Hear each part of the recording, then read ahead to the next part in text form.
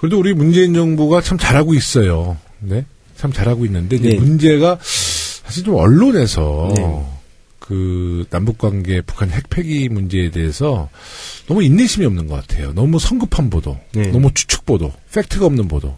그래서 오히려 국민들에게 좀 혼란을 주는 많은 그 매체 보도가 있어서 좀 안타까운데요. 네.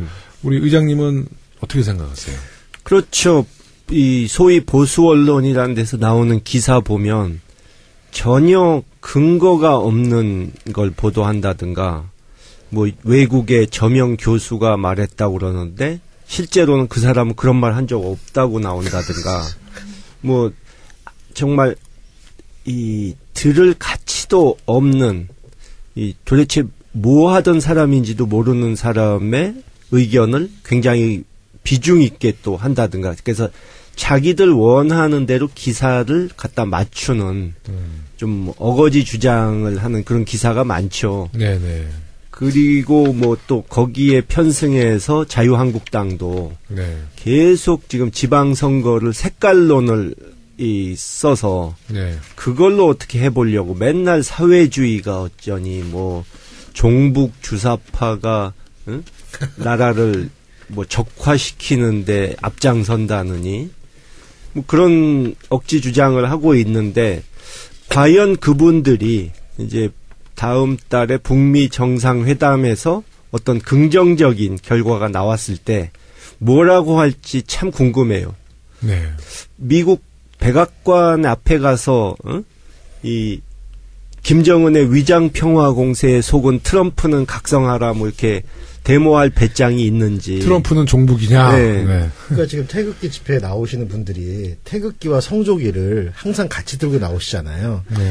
그분들 어떡하냐고 이제. 그 북미 수교로도 맺어지면 네. 미국이 종북 아니야. 네. 남북 정상회담 4월 27일 남북 정상회담은 어떤 의제들이 다뤄질 거라고 전망하십니까? 예, 뭐 지금 계속 요즘 이런 얘기가 나오면 이제 예상, 네. 뭐 점쟁이처럼 예상을 자꾸 얘기해야 되니까 쉽지가 않은데요. 네, 부담 없이 하세요. 예, 예. 네. 근데 막 하다 보면 하나 걸리긴 걸려요. 그렇죠. 그렇죠. 항상 그렇더라고요. 네. 예. 근데 틀린 건 말 안 나와. 맞히면 이제 화제가 되죠. 예. 근데 미국과의 정상회담, 북미 정상회담의 준비 성격이라고 많이 말을 하고, 물론 북미 정상회담이 핵심이니까 잘 되도록 우리가 최대한 이 준비를 도와줘야 되고, 조언을 해줘야 되고, 여러 가지 노력을 기울여야겠지만 그것만 하고 끝날 것은 당연히 아니죠. 이제 남북관계 개선에 대해서 얘기를 해야 되는데 이제 어떤 분들은 북미 관계가 개선되지 않으면 남북관계 개선이 될 수 없는데 그 얘기는 해서 뭐하냐 이러시는 분도 있는데 그러니까 한마디로 북미 정상회담 봐가면서 해야 되지 않겠냐 그러는데 저는 어쨌든 이 우리 한국을 비롯해서 국제사회가 이 비핵화로 가고 한반도 평화체제 구축으로 가는 것이 대세다. 돌이킬 수가 없는 대세다. 이것을 강조하기 위해서라도 일단 남북관계 개선을 위해서 할 수 있는 것은 다 해야 된다라고 저는 생각하고요. 또 아무래도 북한 측이 이제 비핵화 후에 과연 자신들의 안전을 보장받을 수 있을 것인가 그 걱정을 많이 그렇죠. 하니까 이제 항구적인 이 평화체제 구축 그러니까 불가역적으로 핵을 폐기하면 또 평화도 불가역적으로 만들어 놔야 하니까 그 부분에 대해서 한국 측이 어떤 노력을 할 것이며 어떻게 도울 것인지 이런 부분을 좀 얘기를 해줘야 되지 않을까. 네. 이게 좀 전에 그 불가역적인 용어가 나와서 저희 청취자들도 요즘 뉴스를 보시다 보면 두 개의 단어를 이제 영어 단어를 만나게 되는 것 같은데 하나가 이 CVID라고 해서 완전하고 검증 가능하고 돌이킬 수 없는 핵 폐기. 그리고 이제 영어로 이게 앞자만 따서 CVID라고 하는 거고 이게 미국이 원하는 거. 그렇죠. 그리고 북한이 원하는 거는 여기랑 맞춰서 대꾸를 맞춰서 CVIG 해서 완전하고 검증 가능하고 돌이킬 수 없는 G, 개런티, 안전 보장, 평화를 그렇죠. 얘기하는 거죠. 그러니까 과거에는 북한은 CVID 얘기가 나오는 것 자체를 싫어했는데 이제는 피하는 게 아니고 그래 우리가 그거 받을 테니 너희도 우리한테 이거 달라 이런 식으로 강하게 나오지 않을까. 그러니까 네. 협상이 봅니다. 어떻게 보면 이 CVID와 CVIG를 가운데 등가를 그어주는 과정, 그걸 쭉 맞춰서 그걸 네. 조정하는 게 이제 우리의 역할인 거죠. 네네. 청와대는 남북 북미 정상회담이 성공적으로 진행된다면 다음 단계로 남북미 회담을 열겠다는 계획을 가지고 있습니다. 남북미 회담이 필요한 이유는 뭐라고 생각하세요? 제가 보기에는 이제 아까도 얘기했지만 뭐 조정자 역할을 우리가 해야 되니까 네. 이제 우리가 미국보다 북한을 더 잘 이해하고 또 북한보다 미국을 더 잘 이해하니까 중간에서 이 이견을 좀 조율해 주고 이 대안을 내놓고 하는 그런 역할을 하는 것이 중요하다고 보는데요. 이제 조금 먼저 말씀드리는 거지만 중국이 상당히 그 부분에 있어서 민감한 반응을 보이더라고요. 네. 그러니까 제가 중국 전문가들과 대화를 나눠보니까 네. 이제 한국에서는 3자 회담 얘기가 나오고 북한은 북경 갔다가 돌아온 후에 남한과 미국이 이 자신들의 선의를 받아들여서 평화적으로 해결하려는 노력을 한다면 한반도 평화가 이루어질 수 있다 이런 식의 얘기를 했는데 자꾸 그러니까 이제 중국은 이거 우리는 빠지란 소리 아니야 이런 생각을 하는 것 같아요. 네. 벌써. 그래서 상당히 불안해하더라고요. 네. 그래서 저는 이제 그분들한테 한 얘기가 미국과 북한은 어떤 생각을 하고 있는지 모르지만 우리 한국은 항상 이 합리적이고 순리대로 일처리를 하기 때문에 뭐 어떤 주변국 어떤 나라도 따돌릴 생각이 없다. 네. 일본이든 중국이든. 그래서 결국 3자 회담 하게 된다 하더라도 또 4자 회담이 있을 수 있고 6자 회담으로 최종적으로 가지 않겠느냐. 이런 얘기를 했었죠. 저는 그 남북 관계 또 비핵화 문제를 육자회담, 그러니까 저는 많은 국가가 관여를 하게 되면 복잡해져요. 그러니까 저는 오히려 우선은 한미일 3자 회담이 맞다고 보고요. 이제 또 중국과 북한 또 우리 대한민국은 사실 경계선에 있기 때문에 한 4자 회담 정도로 저는 진행을 해야지 오히려 속도도 붙고 그러니까 좀 집중력도 생긴다고 보는데 지난 방송에서 언급했지만 네네. 김정은 위원장이 중국을 이제 깜짝 방문했을 때 저는 좀 그 남북 관계나 북한 문제가 매우 더욱 복잡해지고 좀 어려울 수밖에 없다. 왜냐하면 변수들이 이제 중국이 개입함으로써 또 굉장히 다양한 어떤 관계 설정이 있기 때문에 저는 이 중국의 그 김정은의 깜짝 방문 저는 그게 아주 희소식이라고는 안 들렸어요. 근데 양제츠가 네. 김정은 위원장이 돌아가고 나서 직접 대한민국을 방문해서 대통령에게 또 보고를 했잖아요. 양제츠가. 네. 뭐 이런 거는 좀 긍정적인 면이 있죠. 네. 저는 뭐 지금 단정적으로 좋은 영향이 있을 것이다, 나쁜 영향이 있을 것이다. 이거 말하기는 좀 네네. 어렵지만 어차피 중국을 완전히 배제할 수는 없는 거거든요. 네네. 그리고 그거에 대해서 이제 여러 가지 뒷얘기를 들었는데 결국 상황을 주도적으로 끌고 간 것은 북한 쪽이고 중국 쪽에서 받은 인상은 혹시라도 만에 하나라도 북측이 이 자신들과 등을 지고 미국 쪽과 가까워지는 상황이 오지 않을까 굉장히 두려워한다 하는 점을 느낄 수가 있었고, 그러니까 어떻게 보면 작년에는 우리가 그런 얘기를 했잖아요. 주변국들이 다 스트롱맨들이 리더로 있어가지고 네. 골치 아프고 정말 상대하기 힘들다. 네. 이런 얘기를 했는데 어떻게 보면 지금은 국제사회가 보기에 스트롱맨들 정말 별로 다른 나라에 그렇게 호감을 못 주는 스트롱맨들만 있는데 우리만 한국 정부만 합리적이고 온건해 보여서 우리가 돋보이는 효과가 또 한편으로는 나지 않나 네. 그런 느낌이 들어요. 그리고 네. 사드 그 문제가 안 좋을 때만 해도 몇 달 전만 해도 그 중국 사람들 이번에 만난 사람들과 같은 사람들이 상당히 불만이 가득 찬 그런 느낌이었는데 이번에는 굉장히 공손해지고 네. 한국의 입장을 이해하려고 애쓰는 듯한 그런 모습을 보여주는 것을 보고 역시 우리가 전에 생각했던 대로 중재자, 조정자 역할만 잘해도 이 우리의 외교력이 신장되고 국가의 위상이 높아지는구나. 이 옛날에 그 햇볕 정책이 나왔을 때 이 바랬던 그런 결과가 바로 이런 것들이 아닌가 네. 하는 생각이 들더라고요. 저는 뭐 김정은 위원장의 방중 때 만약에 그 방중이 결정됐을 즈음에 이제 우리의 입장이죠. 대한민국 입장에서 볼 때는 중국에서 김정은의 방중 문제를 우리 정부가 조금 상의만 해줬으면 확 신뢰가 갔는데 결국은 이제 그 깜짝 방문 했을 무렵에 우리 정부가 인재가 됐거든요. 그래서 저는 그때 좀 아쉬운 부분이 있다.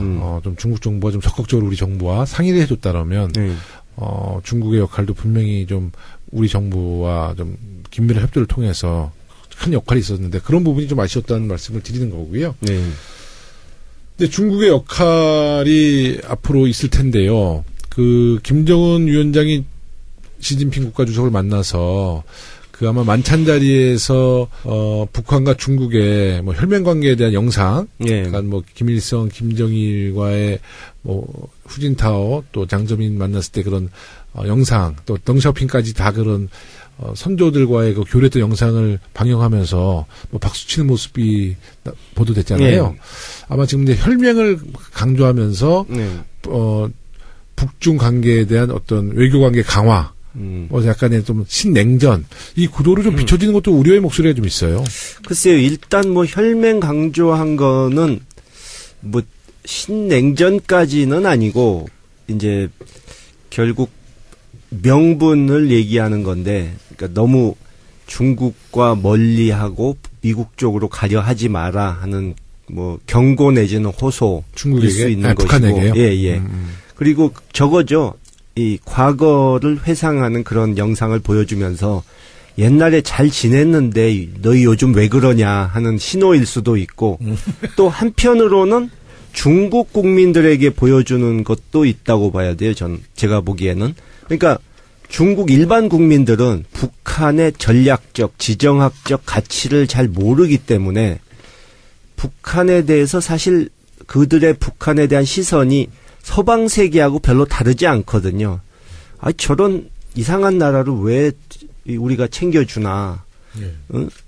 김정은 위원장 저 사람이 뭐라고 저렇게 융숭하게 대접을 하나 이런 얘기가 나올 수 있기 때문에 그런 과거를 회상하는 그런 화면을 보여주면서 다 이러저러한 이유가 있어서 하는 거다 하는 것을 국민들에게 좀 보여주는 그런 의도도 있었다고 봅니다. 네. 지금 중국 저도 가끔 가보지만 지금 중국의 일반 국민들이 보는 김정은 위원장에 대한 부정적인 시각은 굉장하거든요. 그러니까 시진핑 국가주석이 뭐 개헌을 통해서 장기 집권의 길을 걷고 있지만 이런 뭐 혈맹 관계 운운하는 것이 중국 국민들에게는 아마 큰 영향을 미쳐지지 않을 거예요. 네. 그렇게 보시죠? 그래도 마땅히 설명을 할 수가 없으니까 지금 속마음까지 얘기를 국민들한테 할 수는 없잖아요. 그러니까 이제 제가 만난 분 중에 이제 속사정을 얘기해 주는 분이 있는데 그분한테 이제 제가 한마디 했죠. 이거 시진핑 주석 체면이 이게 뭐냐. 14억을 호령하는 황제인데 이 손바닥만한 나라에 어떻게 보면 자기 아들뻘인 지도자한테 꼼짝 못하고 이번에 당했다. 그런 소리가 나온다. 하니까는 그분이 얘기가 이제 한숨을 쉬면서 아니라고는 부인은 못하고 그럼 어떡하냐. 지금 조금 체면 깎이는 게 낫지. 나중에 만약에 북한이 우리에게 등을 돌리고 미국 쪽에 가까워지는 날이면 그거는 우리에게는 정말 큰 재앙이 되기 때문에 그거는 도저히 그냥 보고 있을 수가 없다 하는 그런 얘기를 하더라고요. 영상 보니까 하여튼 중국이 좀 조급해 보이는 건 예, 확실해요. 네, 확실해. 미국이랑 친해진다는 의미가 뭐 대통령끼리 서로 맨날 자주 만난다 이런 게 아니라 저는 한번 여쭤보고 싶었던 건데 남한 대표단이 북한에 가서 이제 했을 때 묵었던 숙소에 숙소를 다루는 뉴스가 나오다가 그런 멘트가 있었던 걸로 기억을 해요. 그 같은 숙소에 전에 머물렀던 사람이 구글 회장이었다. 뭐 이런 얘기가 잠깐 흘러나오더라고요. 그래서 지금 의장님께서 말씀하시는 의원님께서 말씀하시는 두 나라가 친해진다는 거는 마음으로 친해지는 이런 차원이 아니고 전략적인 거죠. 자본, 그러니까 자본이 들어가서 가령 북한의 미국 자본이 물 빌듯이 들어가 버리면 이게 친해지는 거잖아요. 그럼요. 그렇죠. 비핵화가 되고 제재가 풀어지면 북한은 세계 어느 나라와도 교역을 할 수 있게 되니까 이제 중국이 유일한 생명줄이 아닌 게 되는 거고 그때는 또 상황이 많이 달라질 수 있는 거죠. 그러니까 미국 입장에서 아무도 못 들어가고 우리도 안 들어가고 아무도 못 들어가게 딱 봉쇄를 해놨다가 딱 풀어주는 순간 자기가 먼저 들어가. 이제 그런 거를 걱정하는 거 아니냐. 그러니까 지난 방송 지난번에 의원님께서 말씀해 주신 것도 그런 거죠. 그러니까 목에 맸던 나비 넥타이가 목을 향하는 창이 되는 거지. 그러니까 저는 김정일 위원장이나 김일성 주석 때 얘기가 한 번씩 나왔던 것처럼 이 비핵화가 되고 평화협정 수교가 되더라도 주한미군이 철수하든 말든 우리는 간섭 않겠다 이렇게 나올 수도 있다는 또 한 가지 거죠. 제가 페이스북에는 좀 글을 썼는데 모 매체에서 김정은 위원장 방중 때 시진핑 국가주석이 김정은에게 너라고 불렀다. 저는 참 그 기사 보고 어떻게 김홍걸 의장님 어떻게 생각하셨어요? 글쎄요, 그걸 믿을 수 있을지 모르겠네요. 아니 그게 이제 김홍걸 의장님도 중국말 하시지만 중국에는 존칭어가 니라는 거와 닌이라는 게 두 개가 있어요. 니와 닌. 그게 요즘 사회에서는 거의 구분이 없어요. 니와 닌에. 구분을 안 두고 이걸 별로 엄격히 따지지도 않아요. 그 유심히 안 들으면은 뭐라고 했는지 잘 안 들려요. 네, 안 들려요. 구별이 안 돼요. 그래서 하나 재미난 예가 대한민국에 살고 있는 화교들. 화교분들은 이제 2세대, 3세대 있잖아요. 3대. 3대 화교들은 거의 민족은 중국 사람이지만 거의 한국 사람과 같아요. 모든 문화가 다 한국 사람의 문화적인 생활을 하잖아요. 근데 화교 학교에서는 니와 닌을 좀 따져요. 그래서 니하오 그러면 선배가 너 나한테 좀 반말로 니라고 그랬으면 아니요 저 닌이라고 그랬는데 이런 이제 재미난 얘기가 있는데 아마 제가 볼 때 시진핑 국가주석이랑 김정은이 만났을 때 시진핑 국가주석이 니라는 표현보다는 위원장이든 이런 석이든 이런 그렇죠. 직함을 불렀을 거예요. 그러다가 이제 식사할 때 어느 순간에 니라는 표현을 쓸 수 있죠. 그거는 거기서 닌이라고 쓰진 않아요, 주로. 근데 이제 아마 한두 번 니라고 표현을 할 수 있는데 근데 이 표현을 갖고 시진핑이가 김정은 위원장을 무슨 애 취급했다, 너라고 불렀다. 이런 표현은 사실 언론 매체가 그렇죠. 좀 적절치 않은 표현이었다.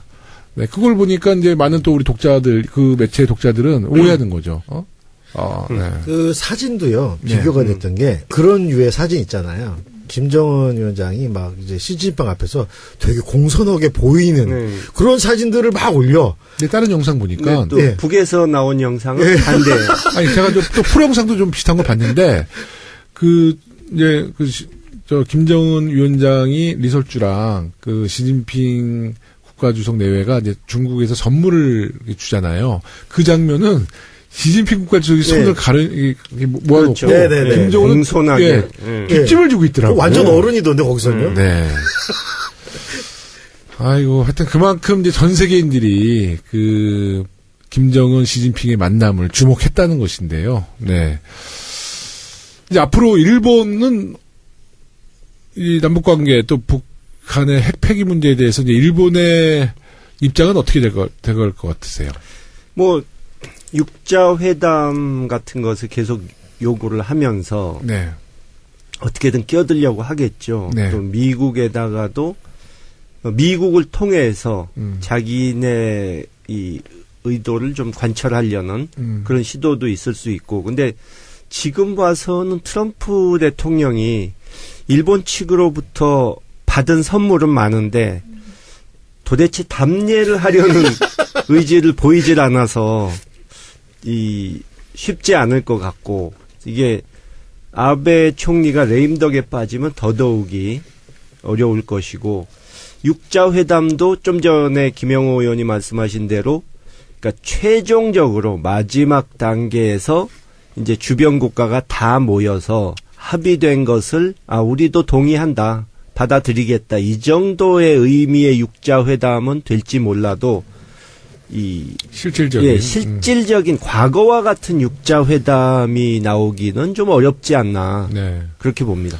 다시 한반도 평화 문제로 돌아가서 이제 저는 지금까지 이제 입수한 정보를 검토해 봤을 때 북측에서 한반도 평화의 길로 가고 비핵화, 남북관계 개선 이렇게 가려는 의지는 확실히 있다고 봅니다. 그렇기 때문에 그들이 바람직한 길로 갈 수 있도록 우리가 적극적으로 인도해주고 분위기를 잡아주는 게 중요하고, 또 김정은 위원장이 상당히 경제 개발을 적극적으로 추진해서 북한을 우리가 얘기하는 정상국가, 또 경제가 발전하고 문명이 발전한 국가로 만들려는 의지가 확고히 있는 것 같은데, 그래서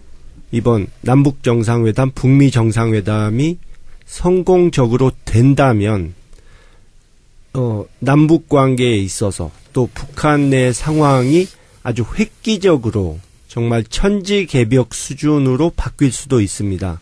근데 아직도 우리 사회에서는 이 김정일 시대, 김일성 시대의 북한이 그대로 있을 것이라고 현실을 보지 않으려고 하는 사람들이 있는데, 이 북한 측이 만약에 지금 제가 보는 것처럼 그런 실용적인 마인드를 갖고 있다면 개혁과 개방을 시작했을 때 이 파트너로 먼저 더 좋은 조건을 가지고 더 적극적으로 오는 상대와 손을 잡으려고 할 것인데, 우리가 과거의 그런 이 낡아빠진 이 구시대 사고방식에 얽매여 가지고 이 북방으로의 진출을 머뭇거리게 된다면은 정말 하늘이 내린 기회를 놓칠 수도 있다 하는 생각을 하고요. 네. 우리 국민들이 북한을 이제는 정확하게 있는 그대로 보려는 노력을 해야 한다, 이런 생각이 듭니다. 네. 이제 한반도에 이제 평화의 봄이 오고 있는데요. 그 평화의 봄이 오기까지 우리 국민들이 문재인 정부의 절대적인 지지를 보내주셨기 때문에 우리 정부가 평화의 봄을 지금 만들어내고 있습니다. 앞으로도 우리 문재인 정부의 힘을 좀 실어주셔서 한반도의 평화, 또 북한의 핵이 폐기되는 그날까지 우리 정부 좀 도와주시길 바라겠습니다. 집권당인 더불어민주당도 많이 도와주시기 바라겠습니다. 그래도 우리 문재인 정부가 참 잘하고 있어요. 네, 참 잘하고 있는데 이제 문제가 사실 좀 언론에서 그 남북관계 북한 핵 폐기 문제에 대해서 너무 인내심이 없는 것 같아요. 너무 성급한 보도, 너무 추측 보도, 팩트가 없는 보도. 그래서 오히려 국민들에게 좀 혼란을 주는 많은 그 매체 보도가 있어서 좀 안타까운데요. 네. 우리 의장님은 어떻게 생각하세요? 그렇죠. 이 소위 보수 언론이라는 데서 나오는 기사 보면 전혀 근거가 없는 걸 보도한다든가, 뭐 외국의 저명 교수가 말했다고 그러는데 실제로는 그 사람은 그런 말 한 적 없다고 나온다든가, 뭐 정말 들을 가치도 없는, 도대체 뭐 하던 사람인지도 모르는 사람의 의견을 굉장히 비중 있게 또 한다든가, 그래서 자기들 원하는 대로 기사를 갖다 맞추는 좀 어거지 주장을 하는 그런 기사가 많죠. 네네.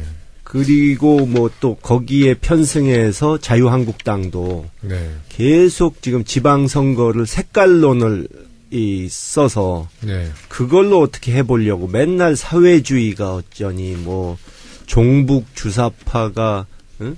나라를 뭐 적화시키는데 앞장선다느니 뭐 그런 억지 주장을 하고 있는데 과연 그분들이 이제 다음 달에 북미 정상회담에서 어떤 긍정적인 결과가 나왔을 때 뭐라고 할지 참 궁금해요.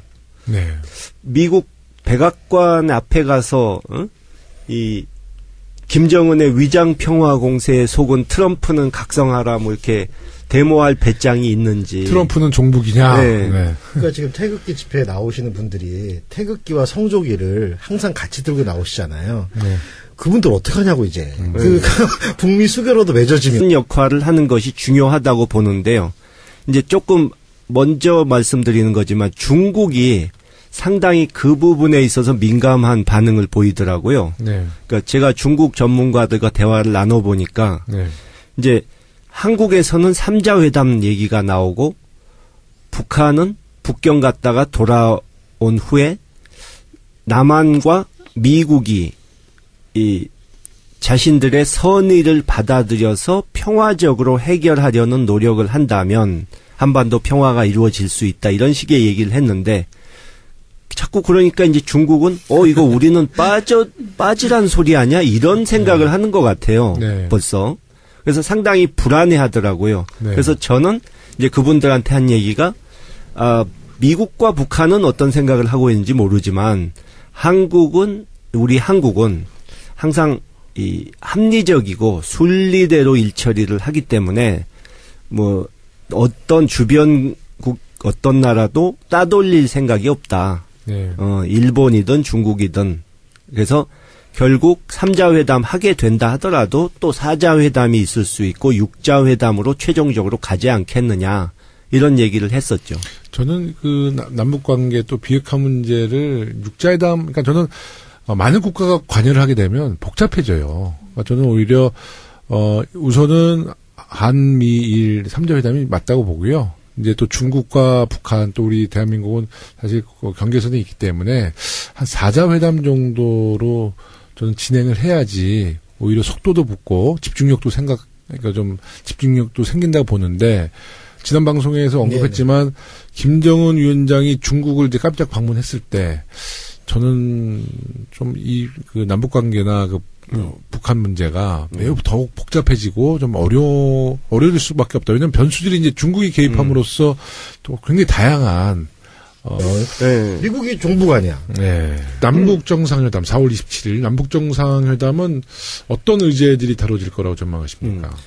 예, 뭐 지금 계속 요즘 이런 얘기가 나오면 이제 예상, 네. 뭐 점쟁이처럼 예상을 자꾸 얘기해야 되니까 쉽지가 않은데요. 네, 부담 없이 하세요. 예, 예. 근데 막 하다 보면 하나 걸리긴 걸려요. 그렇죠. 그렇죠. 항상 그렇더라고요. 네. 예. 근데 틀린 건 말 안 나와. 맞히면 화제가 되죠. 예. 근데 미국과의 정상회담, 북미 정상회담의 준비 성격이라고 많이 말을 하고, 물론 북미 정상회담이 핵심이니까 잘 되도록 우리가 최대한 이 준비를 도와줘야 되고 조언을 해줘야 되고 여러 가지 노력을 기울여야겠지만 그것만 하고 끝날 것은 당연히 아니죠. 이제 남북관계 개선에 대해서 얘기를 해야 되는데 이제 어떤 분들은 북미 관계가 개선되지 않으면 남북관계 개선이 될 수 없는데 그 얘기는 해서 뭐하냐 이러시는 분도 있는데 그러니까 한마디로 북미 정상회담 봐가면서 해야 되지 않겠냐 그러는데 저는 어쨌든 우리 한국을 비롯해서 국제사회가 이 비핵화로 가고 한반도 평화체제 구축으로 가는 것이 대세다. 돌이킬 수가 없는 대세다. 이것을 강조하기 위해서라도 일단 남북관계 개선을 위해서 할 수 있는 것은 다 해야 된다라고 저는 생각하고요. 또 아무래도 북한 측이 이제 비핵화 후에 과연 자신들의 안전을 보장받을 수 있을 것인가 그 걱정을 많이 그렇죠. 하니까 이제 항구적인 이 평화체제 구축, 그러니까 불가역 어떤 관계 설정이 있기 때문에 저는 이 중국의 그 김정은의 깜짝 방문 저는 이렇게 아주 희소식이라고는 안 들렸어요. 근데 양제츠가 그래도 양제츠가 네. 김정은 위원장이 돌아가고 나서 직접 대한민국을 방문해서 대통령에게 또 보고를 했잖아요. 양제츠가 뭐 이런 거는 좀 긍정적인 면이 있죠. 네. 저는 뭐 지금 단정적으로 좋은 영향이 있을 것이다, 나쁜 영향이 있을 것이다. 좀 이거 복잡해진다는 말하기는 좀 거죠. 네네. 어렵지만 어차피 중국을 완전히 배제할 수는 없는 거거든요. 네네. 그리고 뭐 그거에 대해서 이제 여러 가지 뒷얘기를 들었는데 결국 상황을 주도적으로 끌고 간 것은 북한 쪽이고 중국 쪽에서 받은 인상은 혹시라도 만에 하나라도 북측이 이 자신들과 등을 지고 미국 쪽과 가까워지는 상황이 오지 않을까 굉장히 두려워한다 하는 점을 느낄 수가 있었고, 그러니까 어떻게 보면 작년에는 우리가 그런 얘기를 했잖아요. 주변국들이 다 스트롱맨들이 리더로 있어가지고 네. 아 골치 아프고 정말 상대하기 힘들다 네. 이런 얘기를 했는데 어떻게 보면 지금은 국제사회가 보기에 스트롱맨들 정말 별로 다른 나라에 그렇게 호감을 못 주는 스트롱맨들만 있는데 우리만 한국 정부만 합리적이고 온건해 보여서 우리가 돋보이는 효과가 또 한편으로 나지 않나 네. 그런 느낌이 들어요. 그리고 네.